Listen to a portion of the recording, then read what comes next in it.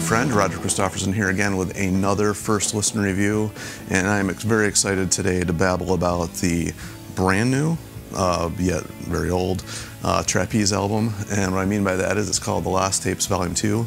I actually already reviewed the Lost Tapes Volume 1, so when I saw that this was announced that it's coming out, super excited because I actually really enjoyed that first one. And basically what it is a bunch of just lost tapes, just like it says, but it's stuff that was like demos, rehearsal stuff, lost to stuff they didn't end up using.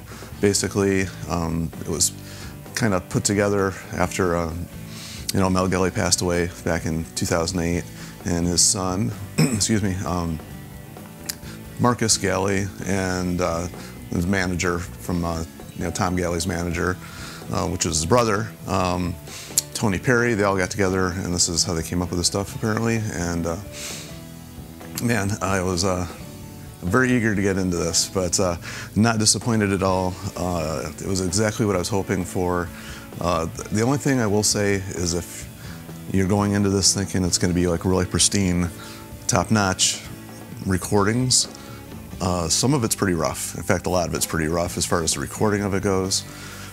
However, the performances are spectacular.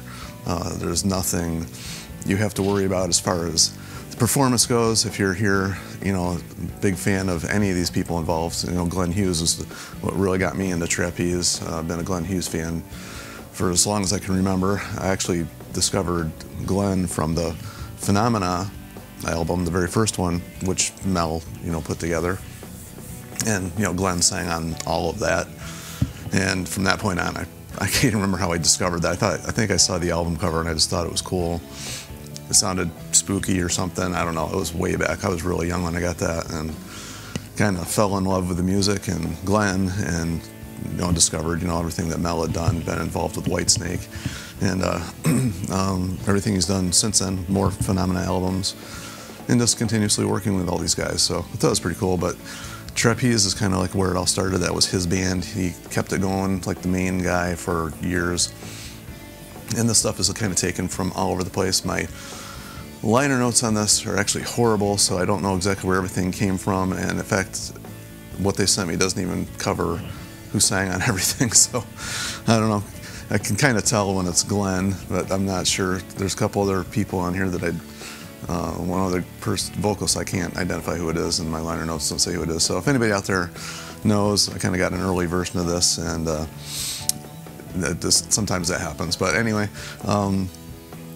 just to give you a quick overview of it, like the first half of the album, I would say the recordings of it sound more like demos and unused stuff. Like when you copy, from tape to tape to tape, if anybody's done this back in the day, they've recorded, you borrow your buddy's tape and you copy it, and then you copy it. It gets that really high mid-range, like just SE, sibilancy type sound to it. First, especially Homeland has that going on, and a couple of these other ones here in the beginning definitely have that that going on with them, which is kind of unfortunate, but the performance is really good. Like Homeland is actually a really cool song. That's the opening track on it. But then as the album goes on, it gets funkier quick, actually. Like Loser's like a rocker, but it's got some funk going on.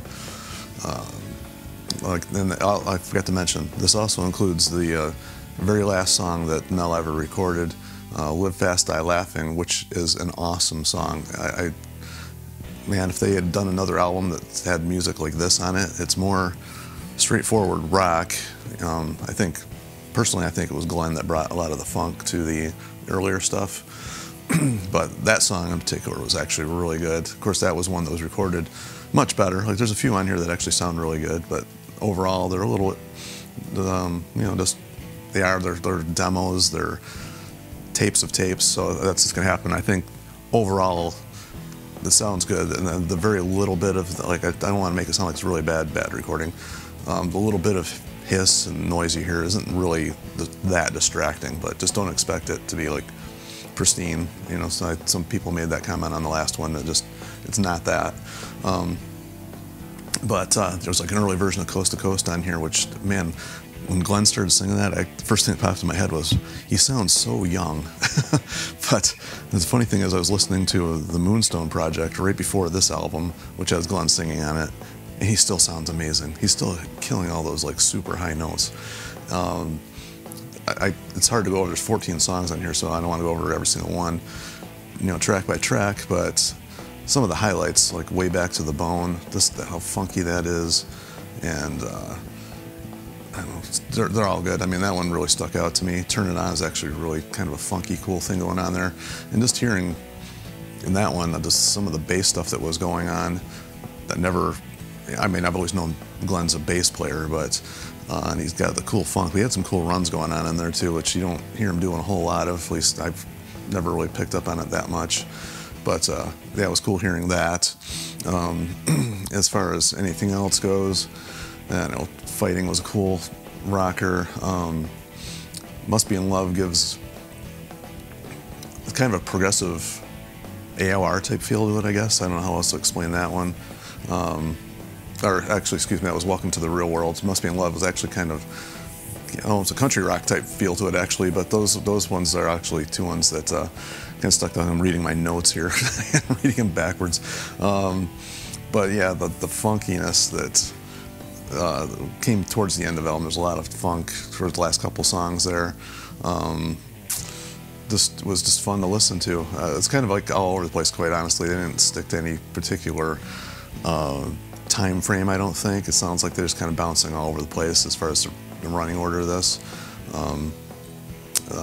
Like the last two songs sound a little bit more modern, like they were recorded more recently, I should say. And you know, like Turn It On and Fighting sound a little bit, you know, older. And then of course Coast to Coast just sounds like a demo. So Homeland and Hold On kind of sound like things that just were never used, these recordings of them anyway. So just, it's kind of all over the place, but a fun listen. Actually, just, you know, a lot of times when I listen to these CDs, I'll one or two listens through, and then I'm like, that's enough for me.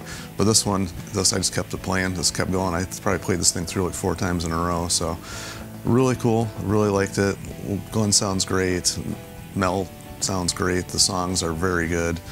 I wish that this had been like, you know, something that came out a long time ago, so I could enjoy it even more. But man, I was really excited to have this in my CD player. Still in my CD player. It's going to probably stay there for a little bit while. Yes, I love CDs. I always make that mention, but I love CDs. So anyway, as always, feel free to comment if you guys have heard this, what you think of the first one even, or, you know, I don't know if there's going to be a volume 3 or not. It seems like they're kind of getting to the bottom of what they might find, but who knows if they got some more stuff. I'm ready to hear it, but like, share, and subscribe to keep this music alive, because they do have some more stuff, hidden gems somewhere.